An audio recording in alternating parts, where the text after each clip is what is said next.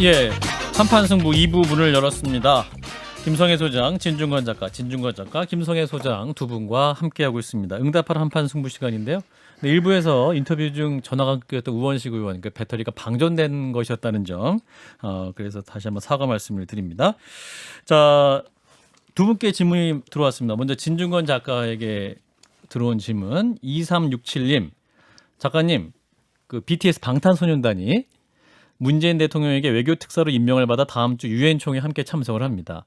국격을 높였다, 자랑스럽다라는 반응도 많은데 덩달아 11월에 있을 병역법, 방역 말고 병역법 개정안 심사를 앞두고 위험한데요. 예, BTS 군대 면제에 대한 관심 뜨겁습니다. 작가님은 BTS의 군대 면제 필요하다고 보십니까? 그런데 표정 굉장히 두려워하신 것 같아요.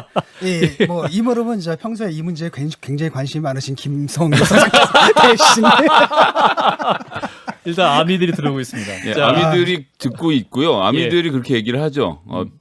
우리 BTS에게만 별다른 특혜를 줘서는 안 된다라는 이야기를 하고 있고 법의 개정에 대한 논의가 국민적으로 합의가 되는 것이고 안 되면 많은 것이죠. 그리고 예.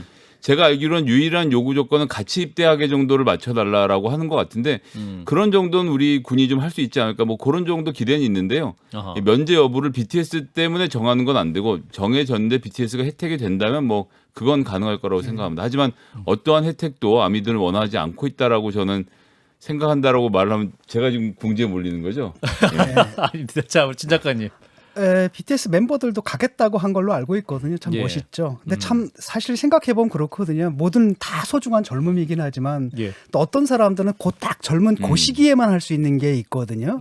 그렇기 때문에 그것을 나중에 이제 그 시기를 지나서 조금 뭐랄까 나이가 좀 든 다음에 평소에 하는 그 병역보다 좀 더 길게 한다라든지 이런 방식의 대체 복무를 생각하는 것도 합리적이라고 생각을 하지만은 사실 아이돌 그룹이잖아요. 근데 예. 이게 단지 젊기 때문에 젊고 잘생겼기 때문이 아니라 정말 예. 음악성 뭐 무용 뭐 다 못하는 게 없잖아요. 예. 하나의 뮤지션이기 때문에 군대 뭐 1년 몇 개월이죠? 1년 10개월인가요? 요즘 18개월입니다. 18개월이죠. 네. 18개월 갔다 온 다음에도 충분히 할 수 있다고 믿고 또 그렇게 예. 돌파해낼 수 있는 그룹이라고 생각을 해요. 그 정도의 실력이 있습니다. 예. 여튼 논의는 해야 되는 게 콩쿨 1등은 또 군면제가 그렇죠. 되지 않습니까? 뭔가 그러니까, 좀 전반적으로 좀 규정이 허술을 하긴 한데요. 다 빼주는 방식으로 가다 보면 누가 남겠냐 이런 또 의견이 있는 것도 있어서 국회가 참 처리하기 어려운 주제 중에 하나입니다. 그렇죠. 모든 젊음은 다 소중합니다. 그럼요. 예, 한판 승부 방송 론칭 이래 우리 진중권 작가와 김성애 소장이 가장 조심스럽게 발언하셨습니다. 이거는 뭐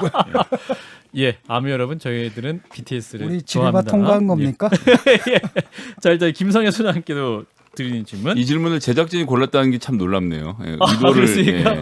네. 음모가 좀 있는 것 같아 좀. 예, 자 6284님, 김 소장님 오늘 논평에서 말씀하신 것과 관해 질문을 드립니다. 김우겸 그 열린민주당 의원이 언론사와 사주에 대한 재산 공개 제도의 필요성을 보이기 위해 조선일보 방상훈 사장 일가의 부동산 재산 내역을 공개했는데 다른 사람도 아니고 그 흑석이라는 별명이 있는 김우겸 의원이 이런 지적을 하는 게 바람직합니까라는 의견을 주셨습니다. 예, 그래서 제가 사실 논평 처음에는 흑석 김의겸 의원이라고 썼다가 예, 저희 같이 하는 친구들이 흑석은 빼는 게 좋지 않겠냐라고 해서 뺐는데 오프닝 네, 오프닝 할 때 예, 논평에 뭐 있었고 그것은 김의겸 의원이 평생 안고 가야 될 본인의 빚이라고 생각합니다. 근데 그렇다고 해서 사주들의 이 언론사 사주의 부동산 문제 제기를 못하는 건 아니다라고 생각을 해서요. 전 문제 제기를 한 것이 불편하신 분들은 어쩔 수 없다고 생각하고요. 예, 김의겸 의원이 어쨌거나 남은 기간 동안 언론 개혁과 관련돼서의 이 초질관의 입장, 사실 언론 개혁 얘기 끝내기 되게 어렵거든요. 예, 예, 그런 부분에 자기 역할이 있다라고 생각하고 잘해줬으면 좋겠고요. 제가 논평할 땐 나 뜨거워서 못한 얘기.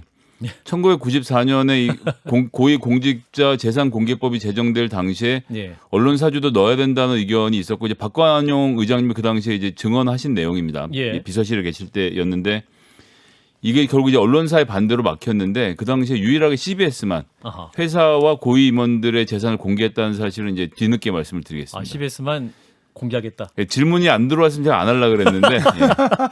저희가 이런 방송입니다, 여러분. 예. 그 자리를 노리시는 거예요.